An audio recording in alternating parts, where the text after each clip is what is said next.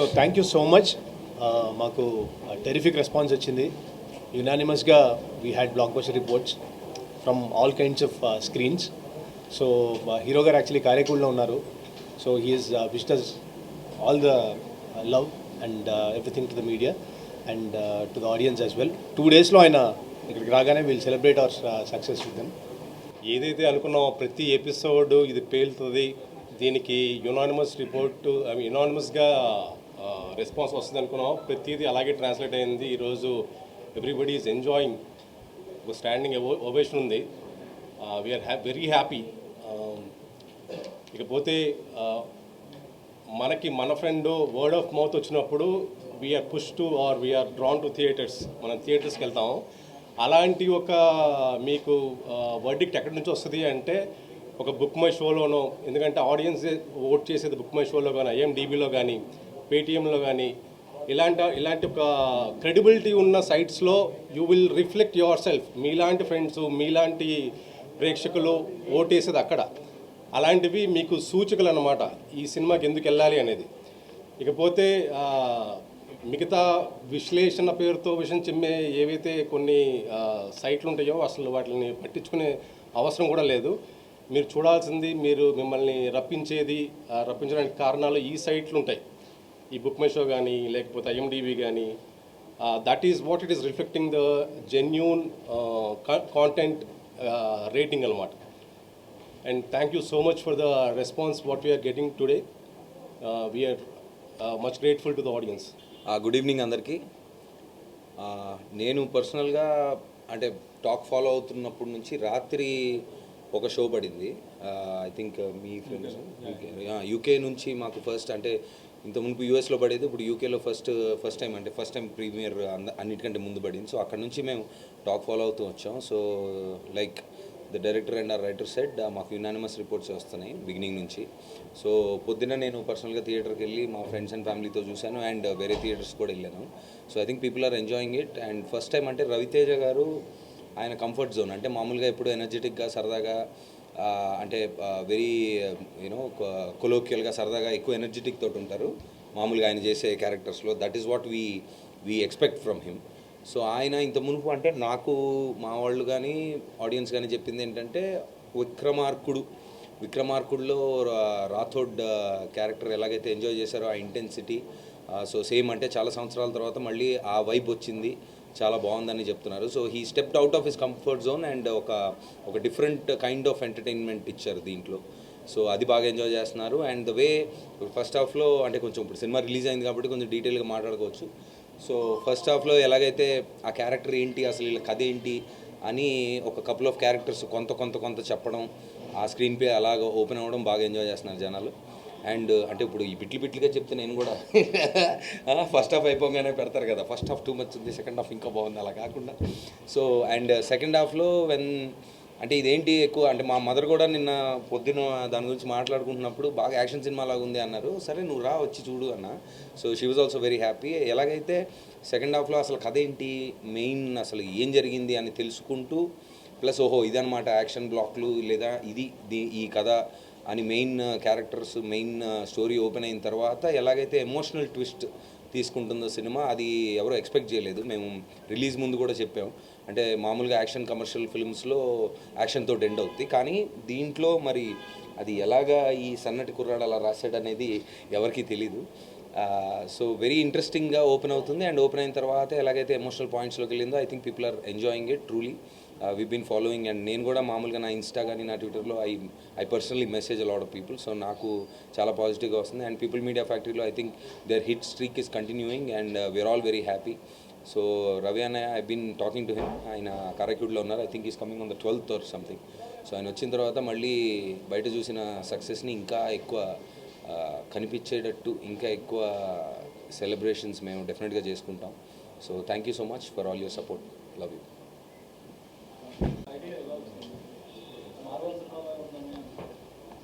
మార్వలస్గా ఉందంటున్నారా?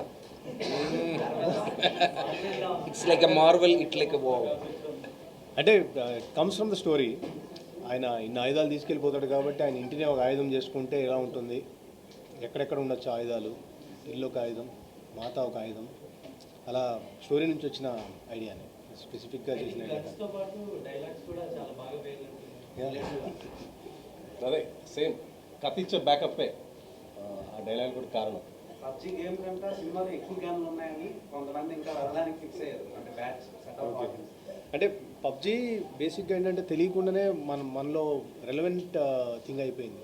అంటే ఒక పాయింట్లో నేను చాలా చిన్న పిల్లల దగ్గర నుంచి పెద్దవాళ్ళ వరకు పబ్జీలు ఆడుతూ దాన్ని ఇంకా ఏకంగా బ్యాన్ చేసే పొజిషన్కి వచ్చింది. అంటే స్కోప్ పెట్టు, సో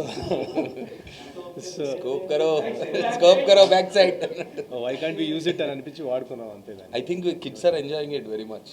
పార్ట్ 2 అనౌన్స్ చేశారు కదా, పార్ట్ 2. సో ఎలా ఉండబోతుంది, మా ఎక్స్పెక్టేషన్స్ ఎలా పెట్టుకోవచ్చు? యాక్షన్ ప్యాక్డా లేదంటే అన్ని సో ఎలిమెంట్స్? అంటే ఒకటి మనం ఈ సినిమా ఫస్ట్ నుంచి కూడా ఆ సినిమాలో డైలాగ్ ఉంది, ఇందే డైలాగ్ యాక్చువల్లీ. గేట్లు వేసాం, సైరన్ వేసాం, అలాగే సినిమా ట్రైలర్లు వేసాం, టీజర్లు వేసాం, సినిమా యాక్షన్ ఫిల్మ్ డ్రామా అని చెప్తూ వచ్చాము. నువ్వు శంకరాభరణం ఎక్స్పెక్ట్ చేసి వస్తే మనం ఏం చేయలేము. సో ఇది యాక్షన్ డ్రామా, యుద్ధకాండ తీసినా కూడా యాక్షన్ డ్రామాలానే ఉంటుంది, యాక్షన్ ఫిల్మ్లో ఉంటుంది, కమర్షియల్గా ఉంటుంది, మాస్ ఆడియన్స్కి రీచ్ అవ్వడానికే ట్రై చేస్తాం. సో దీంట్లో అఫ్కోర్స్ స్టోరీ టెల్లింగ్లో మనం కొంచెం ఎన్హాన్స్మెంట్స్ ట్రై చేస్తాం, ఒక ఫినిష్ ఇవ్వడానికి ట్రై చేస్తాం కానీ బట్ మేజర్లీ తీసేదైతే కమర్షియల్ యాక్షన్ డ్రామా. రవితేజకి ఎలా కన్విన్స్ చేశారు? బేసిక్గా ఆయన జోనర్ సపరేట్ ఉంటుంది, ఆ కంఫర్ట్ జోనర్ నుంచి బయటకు వచ్చి యాక్షన్ ప్యాక్ ఫిల్మ్ ఇప్పుడు వరకు చేయలేదు ఆయన. అంటే యాక్షన్ అనగానే కమర్షియల్ ఒక లేబుల్ వచ్చేస్తుంది కాబట్టి ఆటోమేటిక్గా ఆయన ఈ వాజ్ వెరీ ఓపెన్ ఫస్ట్ నుంచి కూడా. బుక్లో అయితే మధ్య పేజీలో అన్నట్టు చూపించారు, ప్రీవియస్ పేజెస్ ఏంటి ఆఫ్టర్ పేజెస్ ఏంటి అన్నది. అందుకే యుద్ధకాండ అని పెట్టాము. పార్ట్ 2 ఏది ఉంటుందండి? ప్రీవియస్ పేజెస్ ఉంటుందా? యాక్చువల్లీ రెండు ఉంటాయండి అందులో, ప్రీక్వెల్ సీక్వెల్లో అంటే ఉంటుంది. నవదీప్ గారు ఫస్ట్ నుంచి మొత్తం సపోర్ట్గా తీసుకొచ్చిన క్యారెక్టర్ రవితేజ గారితో పాటు మరి నవదీప్ గారికి లవ్ స్టోరీ పెట్టలేదే? నేను ఆయన్ని ప్రేమిస్తుంటా. రొమాన్స్ అదే సెకండ్ పార్ట్లో మీరు చూస్తాడు బ్రోమాన్స్. ఫ్యాన్స్ అందరూ హీరోయిన్లు చెప్పినా సరిగ్గా ఏ హీరోయిన్ ఎక్కువసేపు రాలేదని కూడా అంటున్నారు. బాగా అంటే ఇది disappoint హీరోయిన్ సెంట్రిక్ సినిమా కాదు అసలు. ఫస్ట్ మనం ట్రైలర్లో చూపిస్తున్నాం, మీకు ట్రైలర్లోనే రిప్రజెంట్ చేసాం. 1 minute 2 minutes ట్రైలర్ కట్ చేసినప్పుడు ఎంతైతే ఉందో అదే చూపించాం. అంటే స్క్రీన్ పైన మీరు అన్న పాయింట్, ఇప్పుడు స్క్రీన్ పైన స్క్రీన్ టైం గురించి మాట్లాడితే మీరు అనింది కరెక్టే, కానీ ఇప్పుడు కథ ప్రకారంగా మాట్లాడితే సహదేవ్ ఇప్పుడు తను అన్నట్టు అంటే ఆయన క్యారెక్టర్ నేను చాలా కాంట్రాక్ట్లు తీసుకున్నా ఏది మిస్ అవ్వలేదు, కానీ ఇప్పుడు నేను చేసేది లైఫ్ టైం కాంట్రాక్ట్, నా వైఫ్ ఇచ్చిన కాంట్రాక్ట్ అనేది ఒక మాట అంటారు కదా. So if you see the driving force it is the heroine కాదు. కొద్దిగా పాత్రలు ఎందుకు తక్కువగా ఉన్నట్టు ఉంది కదా. ఇది నీ ఫ్యాన్స్ అడిగారన్నా? ఈ ఫ్యాన్స్ కొన్ని చాలా సెన్సిటివ్ గా డీల్ చేసే విషయం అది. అంటే డ్రగ్స్ కానివ్వండి, గన్స్ కానివ్వండి. సో నెక్స్ట్ దాంట్లో కూడా ఈ గన్స్ నే ఇది చేస్తారా లేదంటే వెపన్స్ నే చేస్తారా? అంటే ఈగల్ అనే పాత్ర బేసిక్గానే గన్స్ నుంచి వచ్చాడు. అతను వాల్మీకి లాగా మనం ఏంటంటే బేసిక్గా ఒక రిపెంట్ అయ్యి then he decides to go against it అనేది మనం చూపిస్తూ వచ్చిన idea. So this is only about illegal. Last 1 monthలో 5 members చనిపోయారు యూఎస్లో.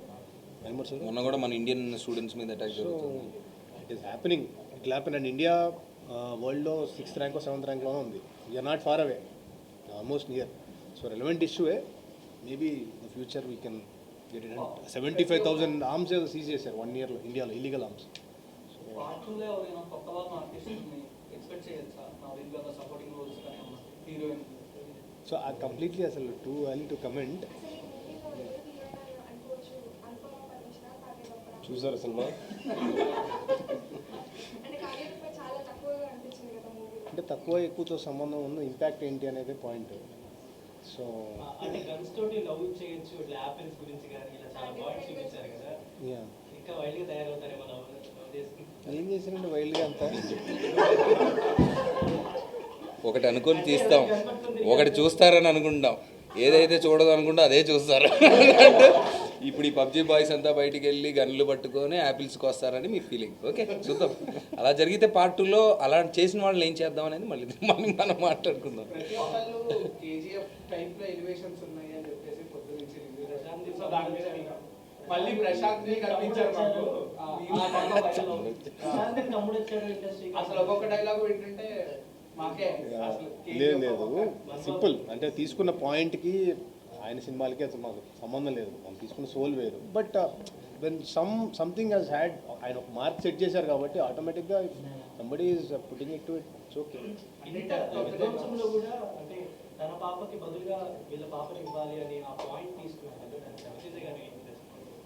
ఆయన హ్యాపీ అంటే ఎమోషనల్ పాయింట్ ఏదో ఒకటి ఉండాలి కదా డ్రామాకి, డ్రైవ్ ఉండాలని ఈ tried all these things. Climax లో అమ్మవారు సీన్ ఉంటుంది.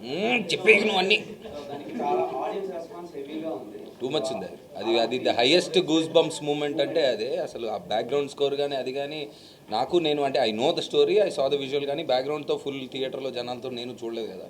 సో పొద్దున్న చూసినప్పుడు ఐ థాట్ ఆహా ఇది బాగా లేచింది, బాగా సో అది లేచింది. అది ఆన్ చేసేదే మీరు స్టార్ట్ చేస్తారు. సో ఆ థాట్ ఎలా ఉంటుంది?